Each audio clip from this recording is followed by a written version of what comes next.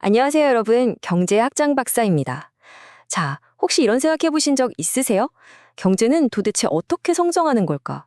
왜 어떤 나라는 정말 잘 살고 어떤 나라는 여전히 가난에서 벗어나지 못하는 걸까? 이거야말로 경제학이 던지는 가장 크고 또 가장 중요한 질문 중 하나일 겁니다. 오늘 저와 함께 인류가 어떻게 그 기나긴 가난의 터널을 뚫고 지금처럼 풍요로운 시대를 열었는지 그 위대한 여정을 한번 따라가 보겠습니다. 한번 상상해 보세요. 정말 수천 년 동안 인류의 삶은요, 거의 제자리 걸음이었어요. 대부분이 가난했고, 내가 가난하면 내 자식도, 그 자식의 자식도 가난을 물려받는 게 너무나 당연했죠. 그런데 불과 한 200여 년 전부터 인류 역사에 그야말로 혁명적인, 폭발적인 성장이 시작됩니다. 대체 무엇이 이 거대한 변화를 가능하게 만든 걸까요? 오늘 바로 그 비밀의 문을 여는 열쇠를 찾아보겠습니다. 이 거대한 수수께끼를 풀려면요, 먼저 과거로 돌아가 인류의 발목을 아주 오랫동안 붙잡았던 한 가지 암울한 예언을 만나봐야 합니다. 바로 토마스 멜서스라는 학자가 이야기한 벗어날 수 없는 덫에 대한 이야기인데요.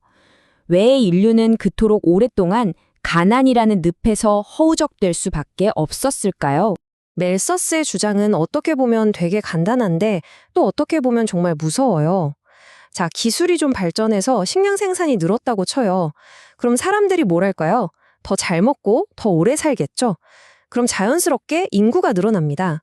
그런데 문제는 결국 그 늘어난 인구가 애써 늘려놓은 식량을 다 먹어치우고 1인당 소득은 다시 딱 굶어 죽지 않을 정도의 수준으로 되돌아간다는 거예요. 정말 벗어날 수 없는 덫처럼 들리지 않나요? 자, 이 그래프를 한번 보세요. 좀 복잡해 보이나요? 괜찮습니다.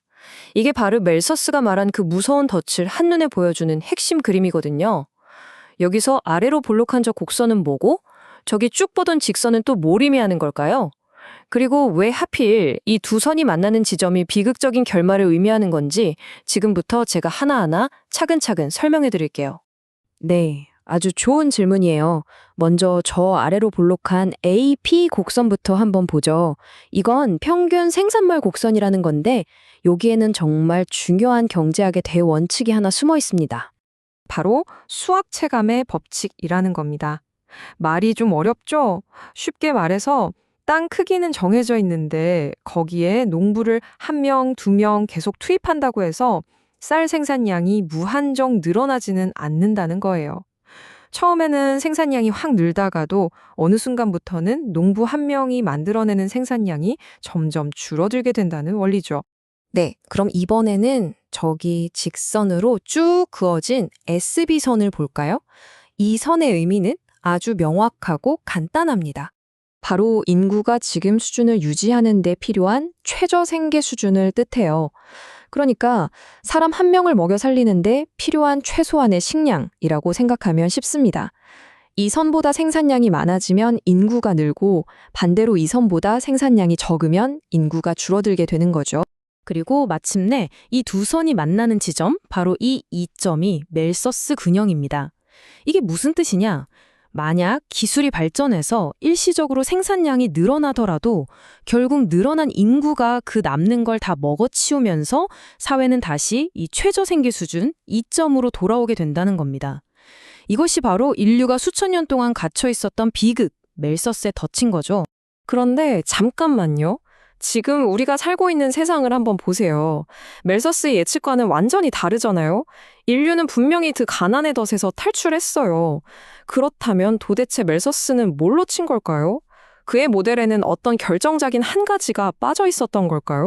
바로 그 질문에 대한 해답의 실마리를 준 사람이 경제학자 로버트 솔로우입니다. 그는 멜서스의 덫을 깨부술 수 있는 결정적인 열쇠로 자본의 역할을 이야기했죠. 과연 이 자본이라는 게 어떻게 그 모든 것을 바꿔놓았는지 지금부터 함께 살펴보겠습니다. 솔로우 모델의 핵심은 바로 이 그래프 하나에 다 담겨 있습니다. 멜서스 모델 그래프랑 좀 비슷해 보이지만 아주 결정적인 차이가 있어요. 보이시나요?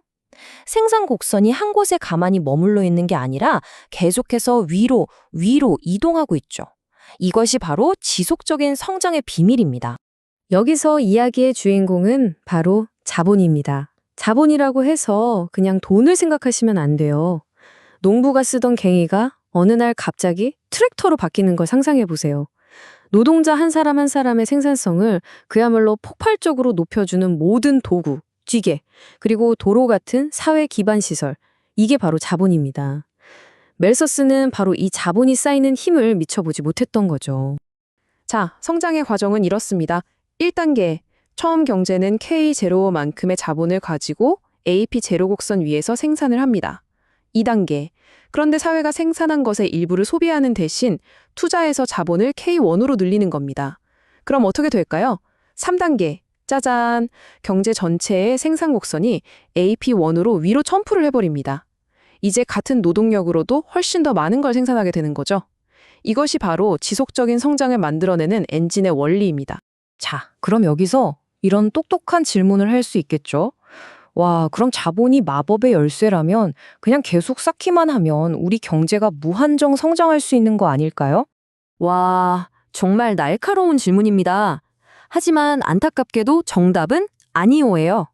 아까 메서스 모델에서 봤던 수학 체감의 법칙 기억나시죠? 이 법칙은 자본에도 똑같이 적용됩니다. 농장에 첫 번째 트랙터를 들여놓으면 생산성이 어마어마하게 높아지지만 10번째, 100번째 트랙터가 추가될 때의 효과는 처음만큼 크지 않겠죠.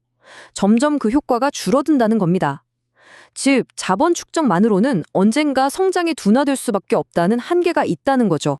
자, 그럼 오늘 우리가 함께 살펴본 이 기나긴 경제 성장의 여정을 한번 정리해보고 앞으로 우리가 나아가야 할 길에 대한 중요한 질문을 던지면서 마무리해보겠습니다. 오늘 여정을 한번 정리해볼까요? 첫째, 멜서스 모델은 수학 체감의 법칙 때문에 인류가 왜 최저 생계 수준이라는 덫에 갇혀 있었는지를 설명해 줍니다. 둘째, 솔로우 모델은 자본 축적이라는 열쇠를 통해 우리가 어떻게 그 덫에서 탈출할 수 있었는지를 보여줬죠. 하지만 마지막으로 그 강력한 자본마저도 결국에는 수학 체감이라는 한계에 부딪힌다는 것까지 확인했습니다. 그럼 마지막 질문을 던지면서 마무리하겠습니다. 노동도 그리고 자본도 결국에는 수학 체감의 법칙이라는 벽에 부딪힌다면 지난 200년간의 이 기적적인 성장을 가능하게 하고 또 앞으로도 우리를 계속 전진하게 할 그 진정한 힘, 진짜 성장 동력은 과연 무엇일까요? 이 질문에 대한 답을 찾는 여정이야말로 현대경제학이 마주한 가장 흥미진진한 과제일 겁니다. 오늘 설명은 여기까지입니다. 감사합니다.